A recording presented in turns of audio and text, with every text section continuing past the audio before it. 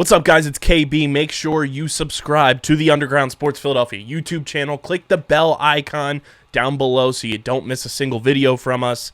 And thanks for tuning in to another video from Underground Sports Philadelphia. Now let's get into it. Philadelphia, baby, you're going to love it. Best sports fans in the world. Actually, the worst, but that's what makes them the best.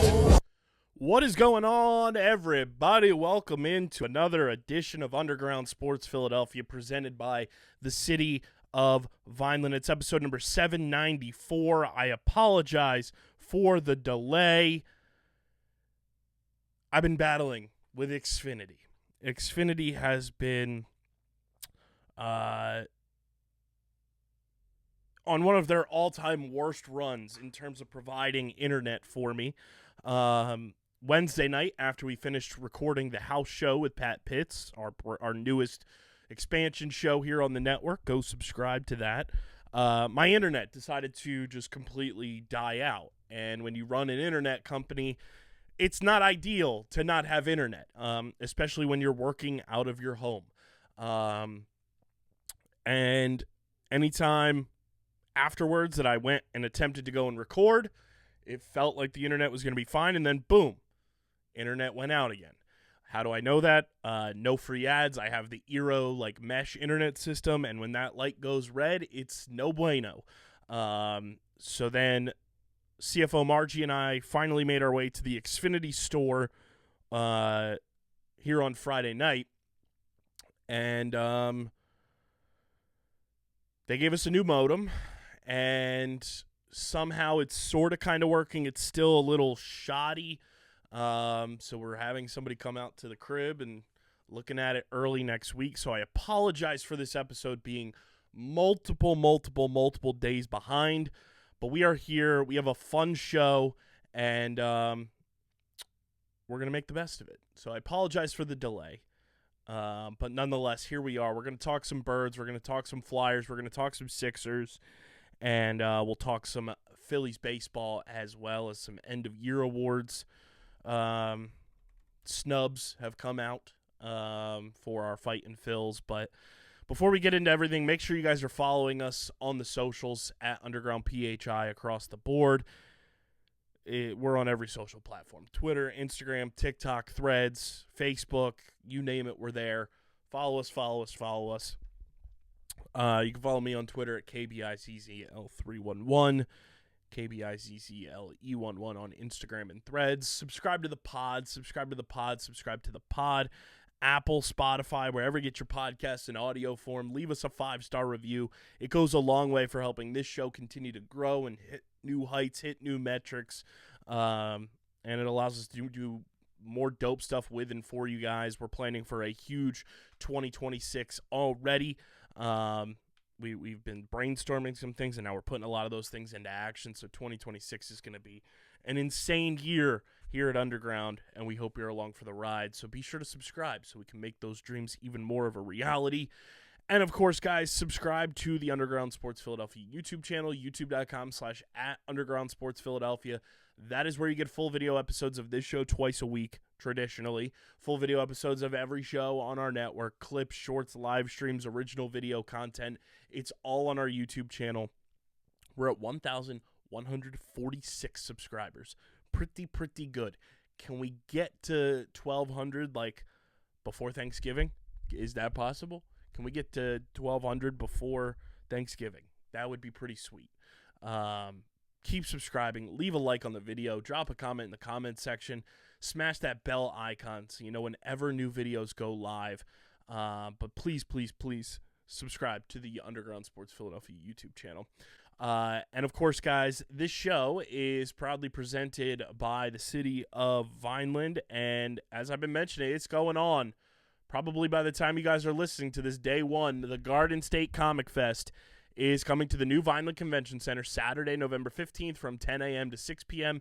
and Sunday, November 16th from 10 a.m. to 4 p.m.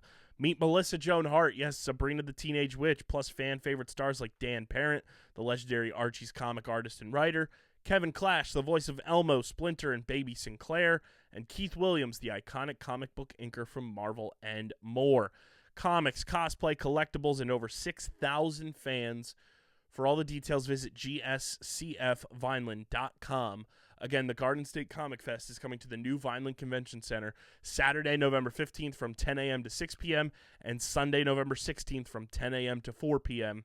Visit gscfvineland.com for all the details. Vineland, New Jersey, where it's always growing season. And big thank you to Security 21 Security Systems and Paul J. Gillespie Incorporated for their continued support of this podcast.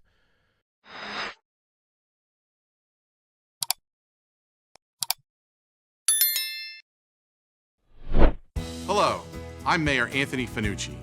Vineland, New Jersey offers both a great business location and an outstanding quality of life. But don't just take my word for it, the experts agree. We're proud to be recognized as a premier food processing and logistics hub, one of New Jersey's most affordable and desirable cities, and one of the best places to retire in the country. Visit vinelandcity.org and see how our resources can work for you. Vineland, New Jersey, where it's always growing season.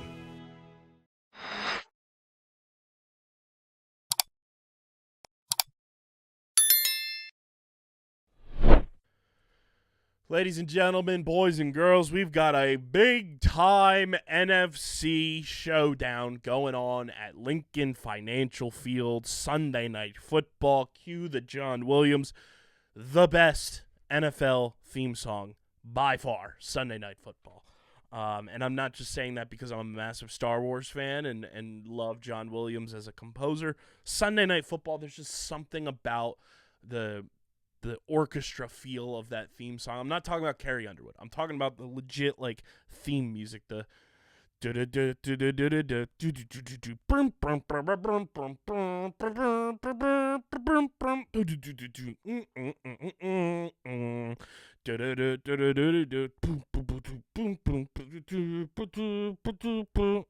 it's so good. It gets you fired up. I love it so much. By far and away. Leave a comment in the comment section, your favorite primetime like football theme, whether it be CBS, NBC, Fox, ESPN, NFL Network. I love the NBC Sunday Night Football theme. And I'm going to be fired up on Sunday night when the Birds take to the field wearing the midnight green for the first time in a long time, it feels like. I feel like we haven't worn midnight green in forever. Against the Detroit Lions. The Detroit Lions coming to town. Very good football team. Not gonna shame or try to, not appreciate how good of a football team they are. Dan Campbell, very good coach, very good offense. But here is where things get interesting, ladies and gentlemen. The Detroit Lions defense. That Lions defense is quite suspect, and they've got a number of players that will be out injured. Including a bunch of guys in their secondary. And to me, if you want everyone to shut up about everything, if you're Jalen Hurts, if you're A.J. Brown, you're Devontae Smith, you're Saquon Barkley, Dallas Goedert, this offensive line, everyone on the offense, you go to Kevin Patullo and you say, hey, we're going to throw the fucking rock. Yes, I know the Lions have Aiden Hutchinson. I know that they can get after the quarterback a little bit. But if you're the Philadelphia Eagles going into this game against the Lions, and your mindset is to not throw the football to A.J. Brown and Devontae Smith, use Dallas Goedert in the middle of the field, I'm going to be at a loss for words. Because they are so depleted in the secondary that this is the ultimate opportunity to just nip all this stuff in the bud and say, hey, we can still throw the rock. We can still move the ball down the field. And I hope we get one of those classic moments. I hope we get a repeat of Jalen Hurts sitting down at the podium and saying, so that's what y'all wanted to see? This team knows what they have to do to win. It's a game-by-game process. But I just want them to stop playing to not lose as well. It's felt like in a lot of instances they've played very like conservative football. They've played, not to lose.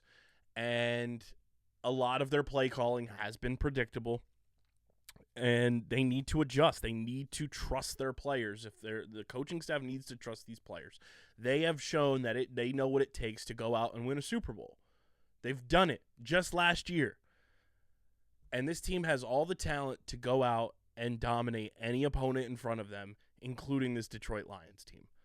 This is a game where the single most important thing is establishing the passing game. The run game will come. Saquon's going to get a couple of runs here and there. It's bound to happen, especially if this offensive line is relatively healthy going into Sunday night. But this Eagles offense needs to throw the football in this game. The Lions secondary is so depleted, and you can afford to throw the football because this defense has played so well. And this defense is going to continue to play well, in my opinion. You know, Jalen Phillips had an unbelievable Eagles debut on Monday Night Football against the Packers. You just have to go out and really assert yourself as the better team. You're at home in front of your home fans, Sunday Night Football at the Link. Like, it doesn't get much better than that. And the Lions are going to be without Sam Laporta. He's a huge part of their offense. And you know, if you hone in on that run game of Jahmyr Gibbs specifically, obviously David Montgomery's still a very talented running back as well, but it's been primarily Jahmyr Gibbs' backfield this year. That's where the defense has to focus. And I think Moro Jomo, Jalen Carter, Jordan Davis are going to be called upon in a big way. Jalen Phillips, Nolan Smith, BG, Josh Uche, they're going to be, you know, called upon to establish that edge and get after Jared Goff.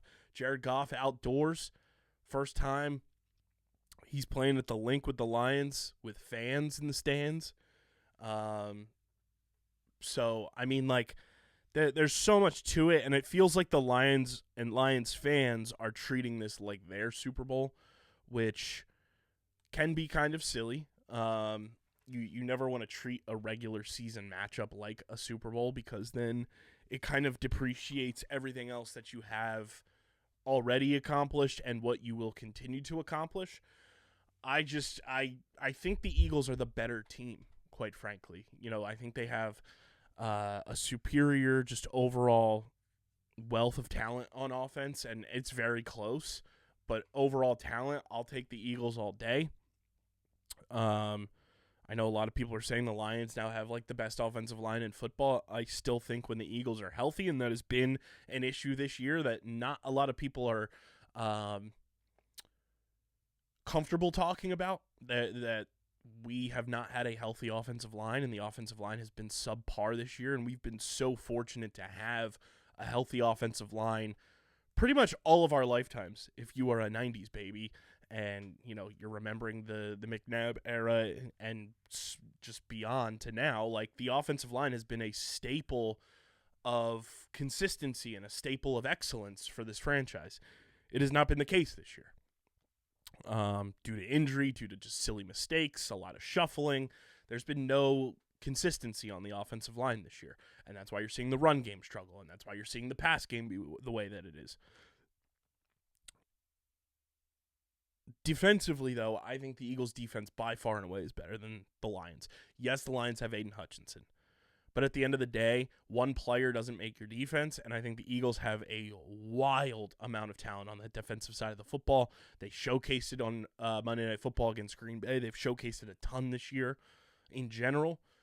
And, you know, when you look at just the body of work that this defense has, top to bottom, defensive line to the linebackers to the secondary, I really like what this Eagles defense is made up of right now and what they're doing. And if Jalen Phillips is going to continue to just progress and get better and better each and every week, it's only going to make this defense that much better off the edge. Nolan Smith being healthy and BG back, you know, in a complementary role. There's so much to be excited about with this team, and I'm just looking forward to what is going to be a heavyweight matchup. You know, a lot of people talked about that Packers game being a heavyweight matchup. It's one of those things that I talked about it on the last episode I recorded. The Packers, they're good. They're not great. I might have talked about it 2 episodes ago when I was previewing the game. They're good, not great. There's a lot of deficiencies with the Green Bay Packers. The Lions, on the other hand, I think are a very well put together team. They've showcased that even with the departures of Aaron Glenn and Ben Johnson, that they can still perform at a high level, that the NFC North is still, a Detroit Lions, front of the pack type of situation, even though that division is very, very good, very, very talented, top to bottom this year.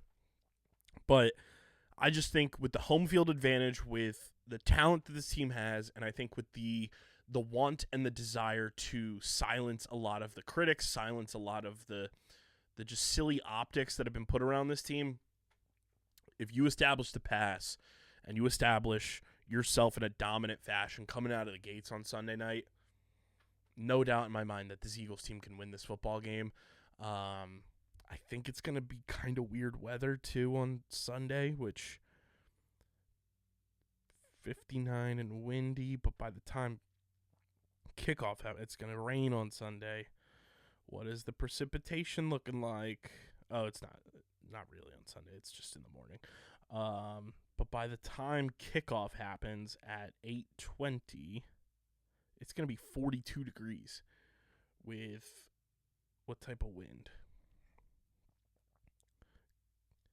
At 8:20, the winds are going to be at about 14 miles an hour, 15 miles an hour with 31 mile an hour wind gusts.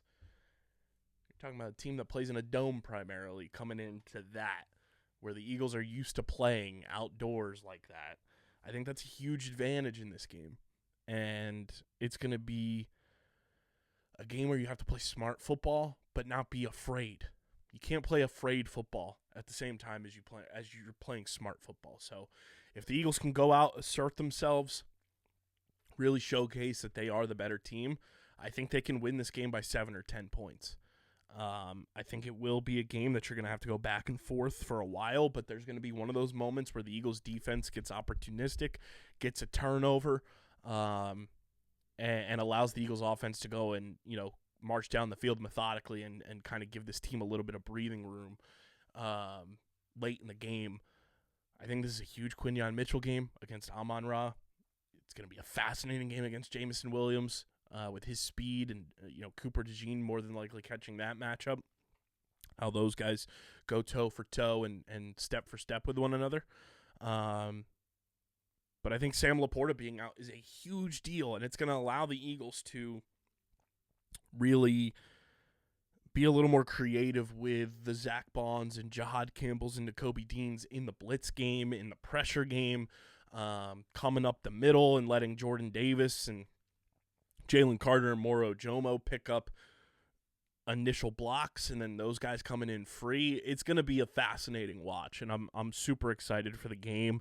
And I think the Eagles can win this game. I genuinely do. I genuinely think the Eagles can win this game. And, like I said, that X factor is going to be the passing game against a depleted Lions secondary. What can you do to establish the passing game and really make the Lions kind of be playing on their heels and not on their toes and kind of catch them off guard in a lot of ways? I think that's going to be a huge part of the Eagles' success on Sunday night, is establishing the passing game and really catching the Lions snoozing on a lot of the routes that you run. And I think this is a big A.J. Brown game. And we'll talk about A.J. Brown in just a minute, but I want to talk to you guys about our awesome pals over at 47. Guys, you already know I'm wearing the 47 brand hat right now. I'm wearing the shirt right now, the matching shirt, Super Bowl 52 champions type stuff right here. Look at this sweet number. Look at that with the Super Bowl patch on the side. It was a no-brainer to cop these when I saw them. It's beautiful. It's beautiful stuff.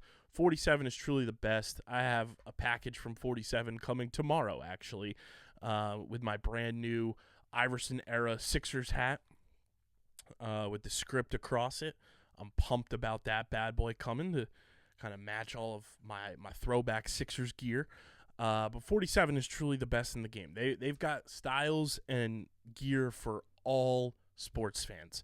And they've got the the Blackout Carhartt collection for all 5 leagues, MLB, NBA, NFL, NHL, and NCAA.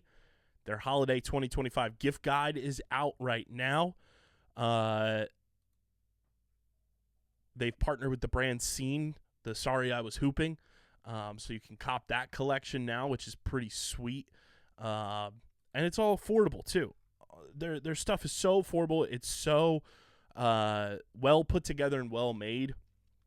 They've got the NHL Vintage Collection, which is so gorgeous, and so much more. They're dropping stuff literally every single day, it feels like. And 47 is truly the best in the game. Get early access to Cyber Week and free shipping when you join the 47 family by using our link in the description. Shop 47, use our link to do so. It's in the description of the podcast. And get early access to their Cyber Week sales and free shipping on all orders when you join the 47 family. And we thank 47 for being a proud partner of Underground Sports Philadelphia.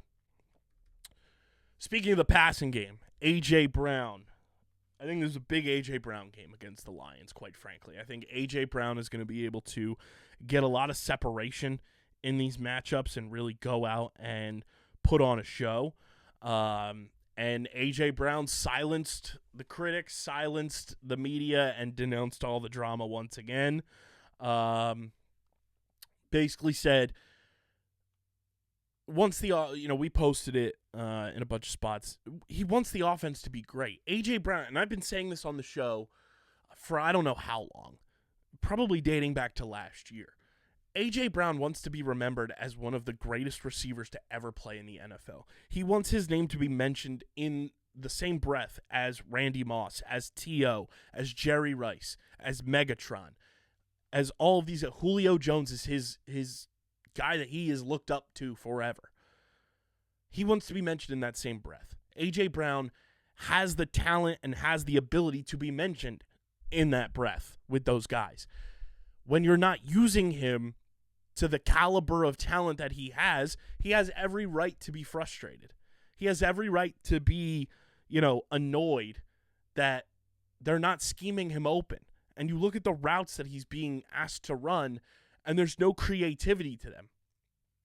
And, a lot of people bringing up 2023, Brian Johnson, for as annoying as he was and how predictable the offense ended up getting, Brian Johnson got A.J. Brown open. It was A.J. Brown all day long in 2023. A.J. Brown is too talented to have the statistics that he has right now, and I'm not saying he's craving statistics. I'm not saying that the offense should always go through A.J. Brown.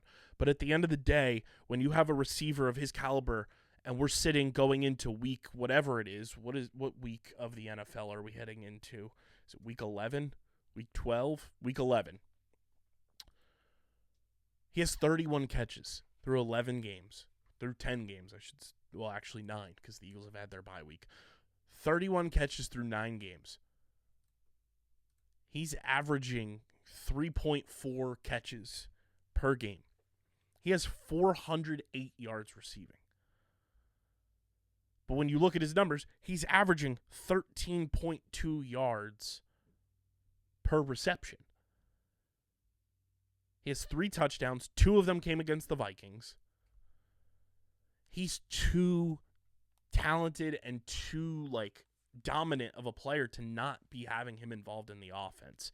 And the Eagles need to get creative. The Eagles need to really just, sit down and figure out a lot of this stuff. And, there's probably going to be talk about Jalen Hurts up next now that AJ has spoken, and it's going to be the same old song and dance, and it's just silly.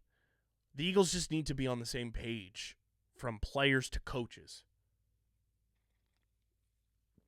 and say, hey, we're talented as all hell. We're Super Bowl champions.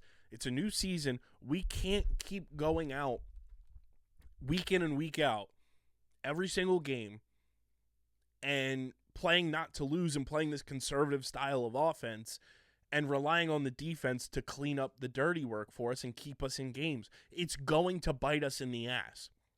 That is what A.J. Brown said. We can't keep putting Band-Aids on this thing. We need to heal up. We need to get this thing surgically repaired and realize that we have all the talent in the world to go out and put on a show every single week. Every single week, this Eagles offense is capable of putting on a show. We saw it last year. And I think a lot of it is Kevin Patullo, a little bit of it is Nick Sirianni, and the players do have a little bit of blame here and there. But overall, it's coaching, it's scheming, and then it's just a matter of being on the same page with your players. And I just want to remind people that, like, we went through seasons where Riley Cooper was like a primary target for this team. Greg Ward, all respect to Greg Ward, was a primary receiver. Travis Fulgham was a primary receiver for this Eagles offense. Do we want to go back to that? Do we want to go back to those days? For all the people that are just out there saying, trade AJ, get rid of AJ. Are we fucking stupid? AJ Brown and Devontae Smith are going to go down potentially as the greatest receivers to ever play for the Philadelphia Eagles. Yes, I know Mike Quick exists. Yes, I know Harold Carmichael exists. But when it's all said and done, these two have the ability to go down in Eagles history as the greatest to ever do it. And they're doing it together. Yes, I know Deshaun Jackson played for this team. Yes, I know Jeremy Maclin played for this team. When it's all said and done, I believe in my heart of hearts, and I think a lot of you listening out there too believe in your heart of hearts, that this duo of A.J. Brown and Devontae Smith can go down as the two greatest receivers to ever play in a Philadelphia Eagles uniform in franchise history. You got to remove T.O. a little bit. He was only here for a season. He had a phenomenal season at that. But when it comes to franchise legends, those two have the ability to make that happen. And it all starts with being on the same page. It all starts with the play calling and scheming and getting these guys open. Yes, I know Devontae has one of the best route trees in the NFL, so he gets open on his own. But if you scheme A.J. Brown open, he's going to go and get the football. If you design plays to get the football to A.J. Brown and help him beat the coverage with the play calling, you're going to find success. It's pretty simple. And I know I sound very like Monday morning quarterbacky and, armchair quarterbacky, but at the end of the day, it's a simple ask and it's a simple task for this coaching staff to make sure that it happens. And I just want to see it against an inferior team defensively, in the secondary in particular. This is a big A.J. Brown week. I think A.J. is going to get his. I think he has the ability to probably have his best game of the season, which right now is that Vikings game. 4 catches, 121 yards, 2 touchdowns. The Rams game was also great. 6 catches, 109 yards, and a touchdown. I think A.J. goes over 100 yards this week. We can't have games where he's got 2 catches for 13 yards like he did against the Packers. We can't have 2 catches for 7 yards like he did against the Bucks. 1 catch for 8 yards, 5 catches for 27 yards. That's just inexcusable for a player at the caliber of A.J. Brown. Plain and simple. Get the scheme going. Get one of your best playmakers open, and good things will happen. Plain and simple. A.J. Brown Talk, brought to you by our pals at Kenwood Beer, the official beer partner of Underground Sports Philadelphia. It's a refreshing light beer, just 4.1% ABV, 120 calories, just 8 grams of carbs. You guys can go to kenwoodbeer.com, use the Kenny Finder to see who's got Kenwood Beer on tap in the Philadelphia, New Jersey, Delaware, Pittsburgh, and Maryland areas. You can also find Kenwood Beer at your local liquor stores in those markets. Again, that's kenwoodbeer.com. Must be 21 or older to do so. And as always, guys, please drink responsibly. Let's go around the NFL. We got some fun matchups this week in the NFL. here in Week 11. As I'm recording this on Friday, the Patriots beat the Jets already, 27-14, but we've got football in España. The Commanders and the Dolphins in Spain. We've got Packers at Giants with the newly fired Brian Daboll. So Mike Kafka, Eagles legend. I was talking about this actually the other day about Mike Kafka. When did the Eagles draft him? 2010. Okay, he was a 2010 draft. Interesting. I thought he was 2009. I don't know why. 2010. What round did we draft him in? What round?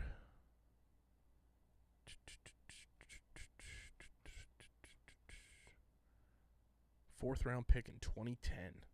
Fifth quarterback taken in the draft behind Sam Bradford, Tim Tebow, Jimmy Clausen, and Colt McCoy. That's crazy. He's become one hell of a coach. He's going to be the interim coach for the Giants.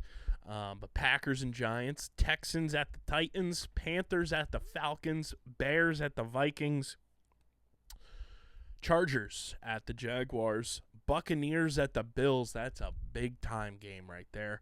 Bengals at the Steelers, Unk Bowl 2, as so many accounts have said. It's the old head game right there. 49ers at the Cardinals, Seahawks at the Rams. That's going to be juicy as well for NFC seeding and NFC West implications.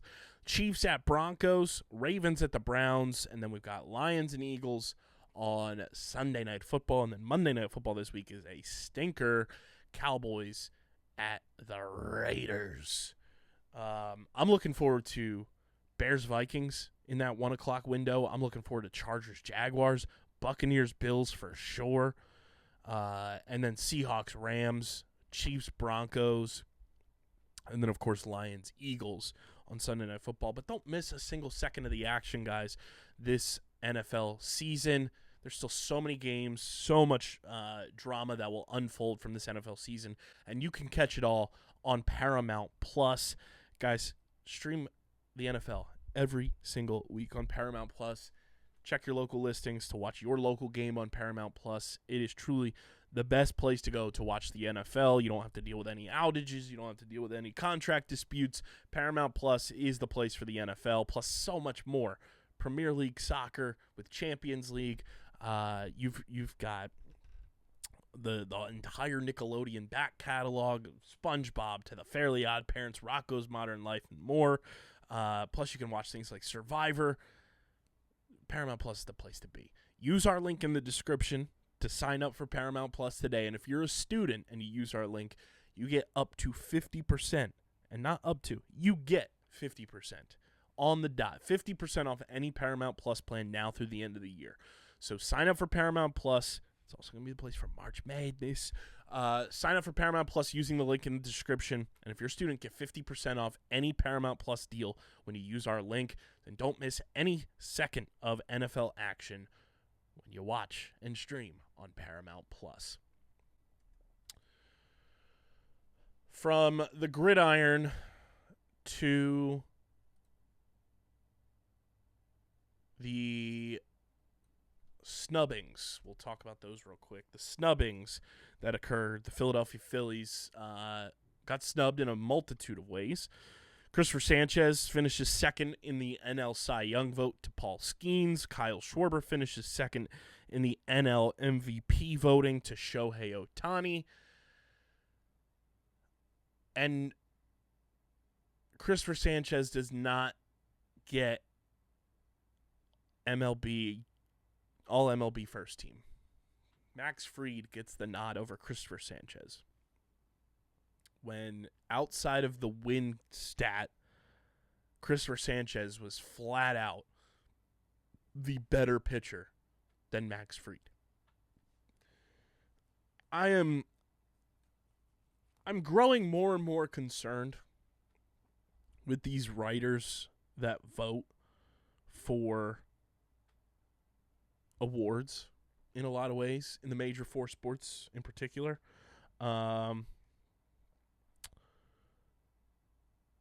It feels like nobody watched Cristopher Sanchez pitch unless you were in the Philadelphia stratosphere. Because for him to not be an all-star, for him to go toe-to-toe with Paul Skeens and truly outperform him, when you look at the numbers, they're very similar. And Cristopher Sanchez, I think, his statistics are a reflection as well of the stress and the pressure that he had to go through with stepping into being the ace for the Phillies when Zach Wheeler's season-ending injury occurred. He had added pressure on him and still performed, still went out on the biggest stages, Sunday night baseballs, through and through, against playoff teams, and performed at the highest level. For him to not be an all-star, for him to not win the Cy Young, for him to not get MLB first team is crazy. And I think it is going to go down as one of the most criminally underappreciated seasons from a general viewing audience that we will ever see in our lifetimes in Major League Baseball. And I'm not exaggerating. I'm not just saying that because I'm a Phillies fan. I'm genuinely saying that because every fifth day, when we got to go and watch Cristopher Sanchez pitch, whether it be at Citizens Bank Park or on our television screens, that guy was unbelievable. Unbelievable. And the fact that it was never recognized outside of an All-MLB second team nod, that feels like the biggest slap in the face to a guy who had a career season, simply dominated any opponent, and performed at that level with the additional pressure of becoming a team's ace midway through the season.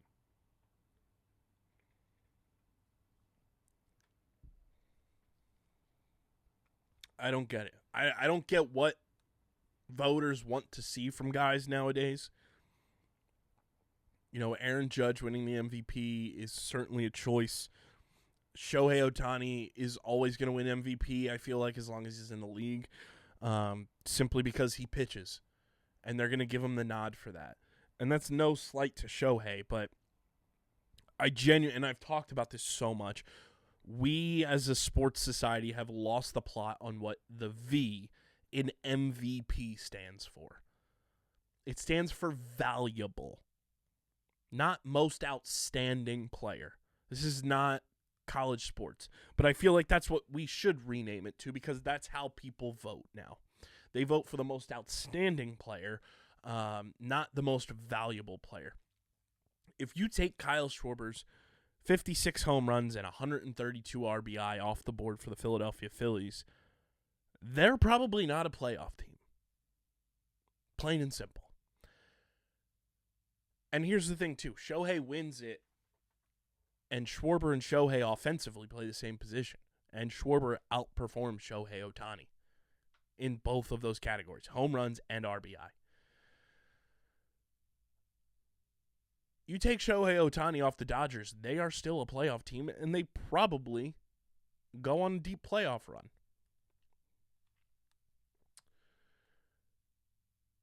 Same thing with Cal Raleigh and Aaron Judge. You take Aaron Judge off the Yankees, are they a playoff team? Probably not.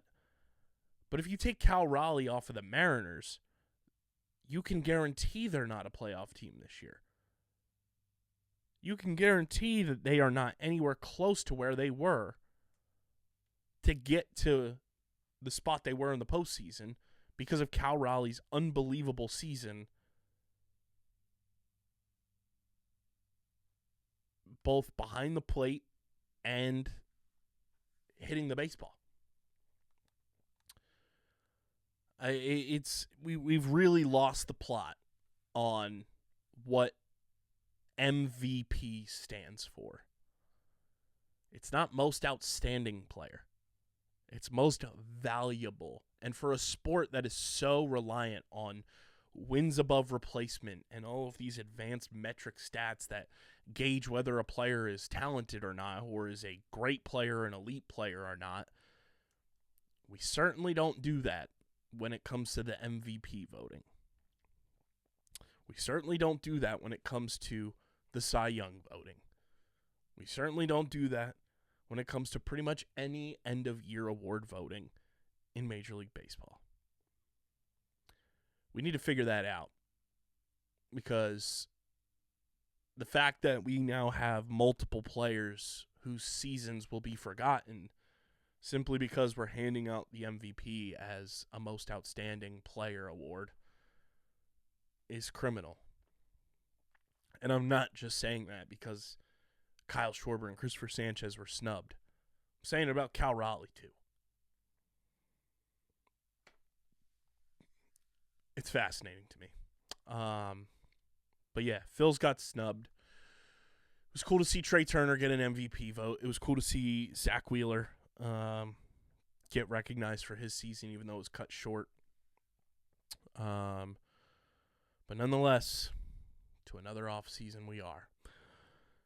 Phillies Talk there brought to you by our awesome merch partners at PHI Apparel Company. Guys, there's no better way to stand out in the crowd, whether you're going down to a game, hanging out with your friends, or, you're just kicking it at home. You want to look styling and profiling, than with original merch from PHI Apparel Company, because with their unique designs for all, there's no doubt in our minds you will stand out in the crowd.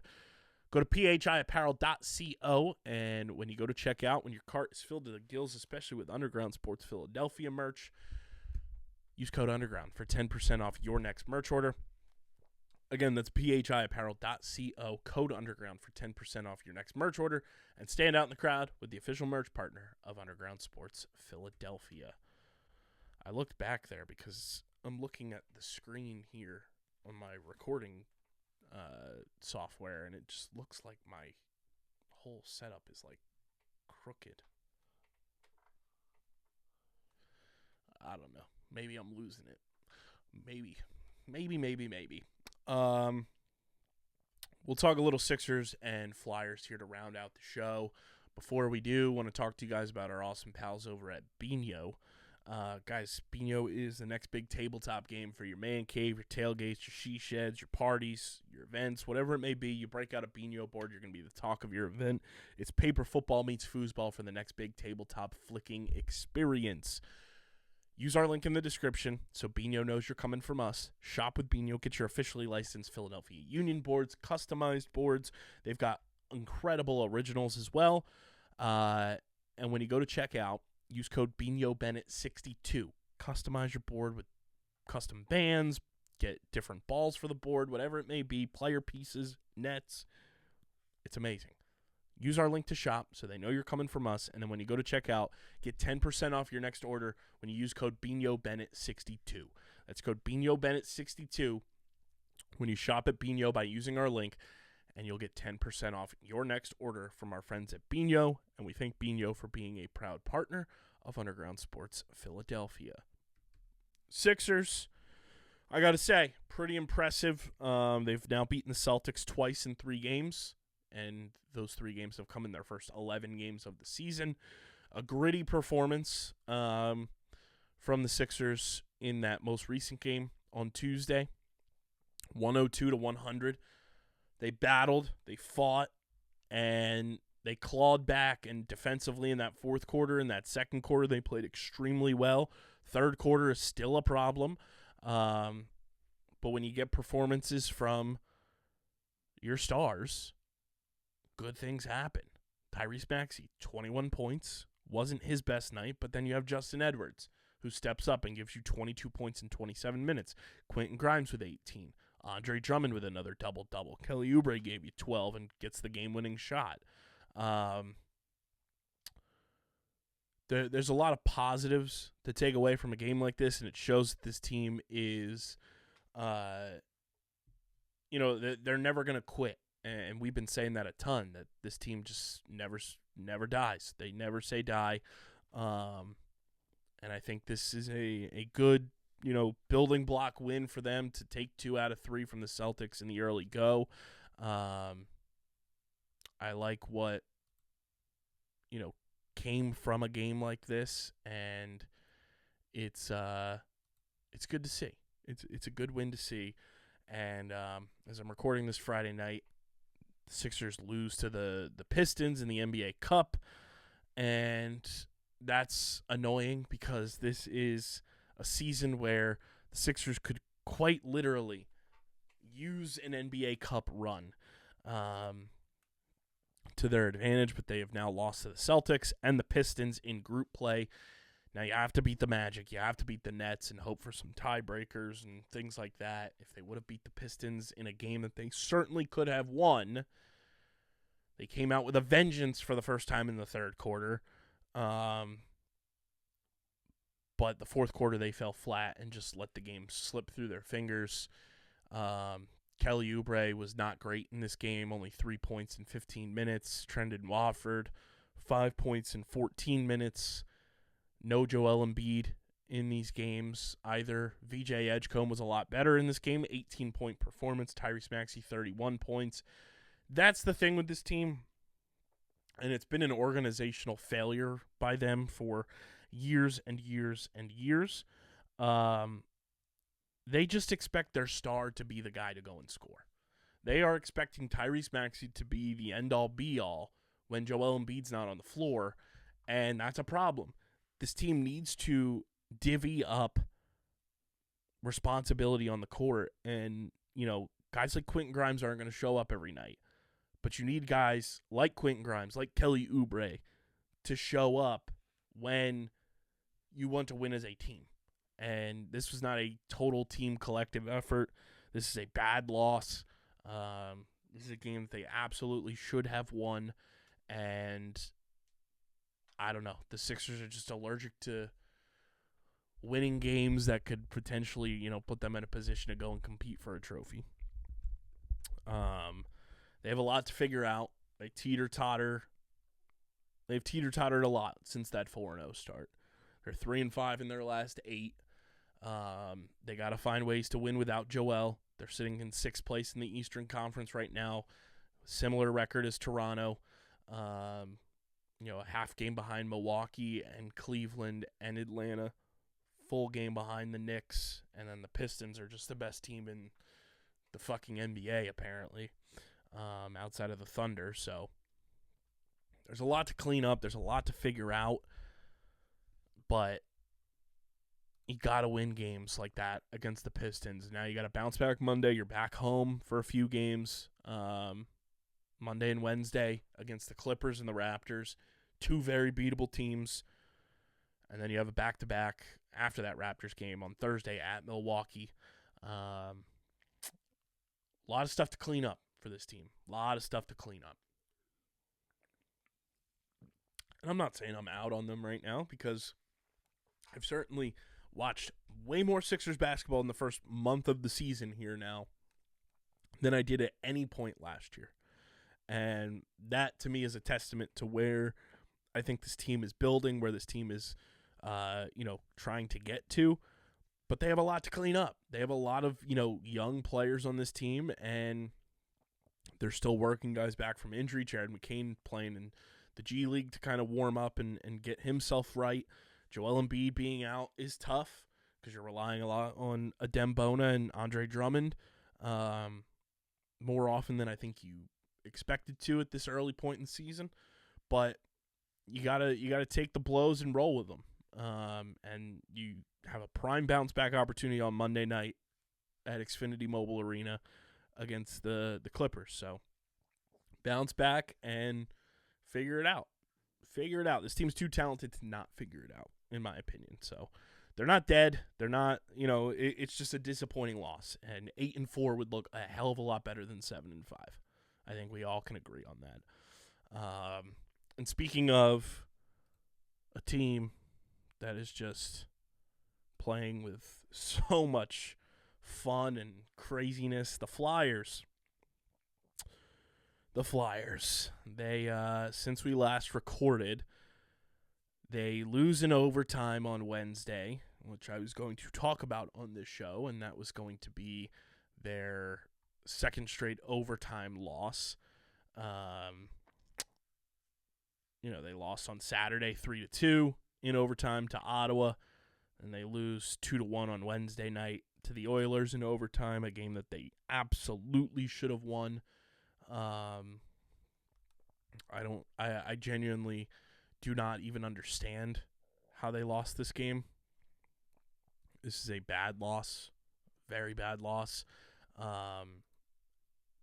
But then, you know, and in that fashion, like, at least the Flyers got a point, you know, going to overtime.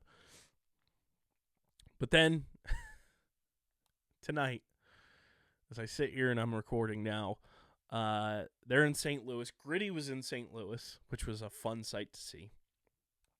And the Flyers win in the shootout, 6-5. They battle back. They were down 5-3 at one point. It was 2-1 at the end of the first. And then it was 3-3 going into the third. Then it was 5-3. Then it was 5-5. And then Sam Ersson, Trevor Zegras, and the boys just go out in the shootout and put on one hell of a performance. Owen Tippett leading the team with 4 points, 1 goal, 3 assists. Dvorak has been one of the best signings and acquisitions Danny Briere has made in his early tenure. He's been unbelievable this year. 2 goals and an assist in this one. Zegras with 2 more goals and an assist. Emil Andre with 2 assists.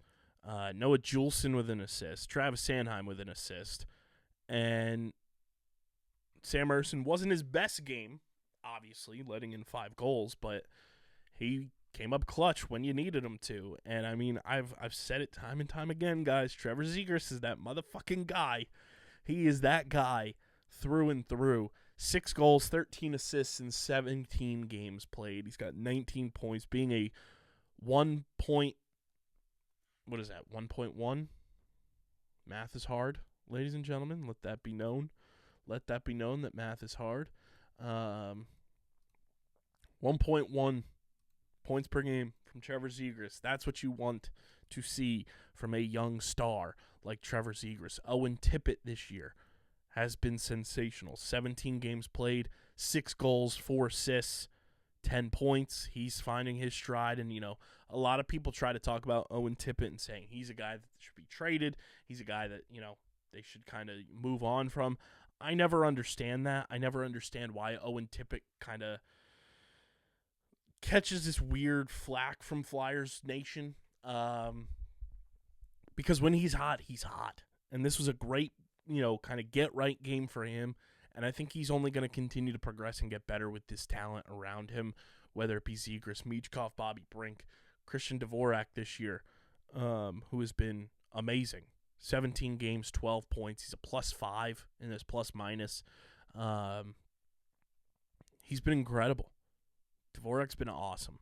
And I think this team is just going to continue to fly high. And we told you guys, you know, this was going to be a fun season. It wasn't necessarily going to be playoff-driven, but this is going to be a frisky season from the Fly Guys here in year 2 of this rebuild. And, you know, they're going to Dallas to play the Stars, and then they're on Saturday, and then they're off until Thursday. Long break for the Flyers, so that's kind of nice to get some guys off their feet and get guys healthy, where they come back home to play St. Louis. They're home on Saturday, the 22nd, to play the Devils, and they go to Tampa Bay in Florida, and then they go to the Islanders on Black Friday, and then at the Devils to round out November. And, I mean, looking at it right now, is Dallas is a really good team. It's going to be a good litmus test for this Flyers team, in my opinion. St. Louis, you just beat them. Beat them again. I'm going to say 3 points. Devils are really good. They might lose that game. The Lightning are not that good, if I'm remembering correctly. Yeah, you can beat the Lightning. Let's say that's 5 points.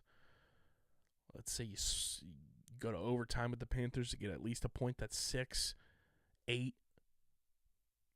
If the Flyers can muster up like 9 points the rest of November, I'll feel really, really good about where they're sitting. 17 games in right now, 21 points. They're one back of the Islanders and the Penguins in the Metropolitan.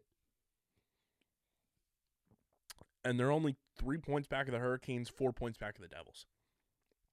They're playing good hockey, guys. They have a positive goal differential. They're 6-2-2 in their last 10.